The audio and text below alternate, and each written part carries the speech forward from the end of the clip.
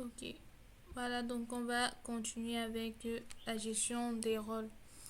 Donc, déjà, la gestion de rôles se fait dans une organisation donnée. Et actuellement, nous sommes connectés avec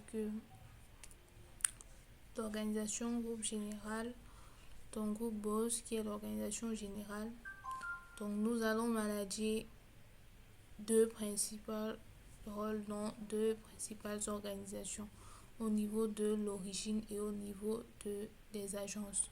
Donc dans siège continent et siège pays, nous n'allons pas encore pour le moment créer des utilisateurs. Donc nous allons créer deux utilisateurs et donc deux rôles pour ces deux utilisateurs.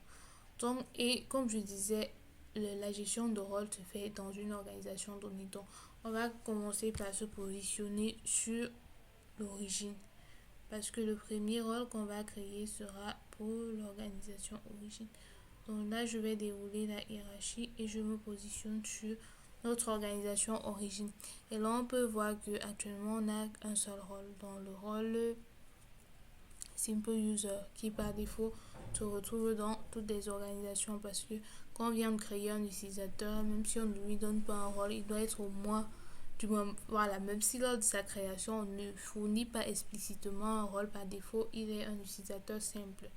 Donc, il a certains privilèges, du moins les privilèges d'un utilisateur simple.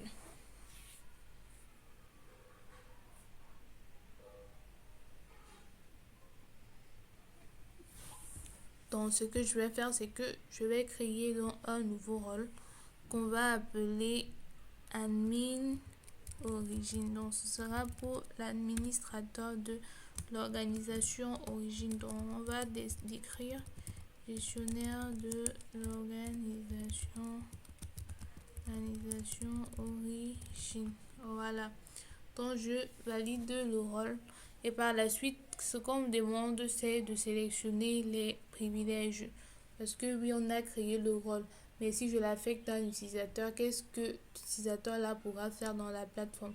Ça, on n'a pas encore défini. C'est ce qu'on va faire à cette partie.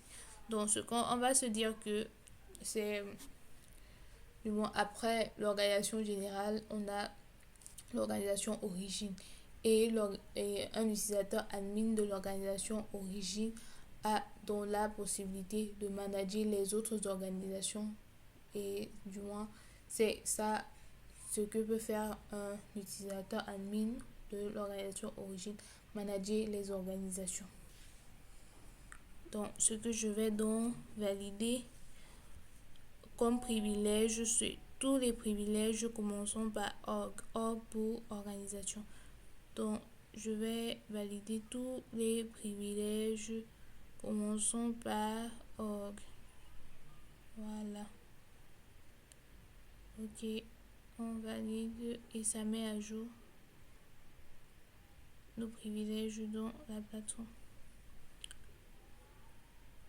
Bon, je vais repasser une dernière fois pour me rassurer d'avoir tout coché, tout ce qui concerne les organisations.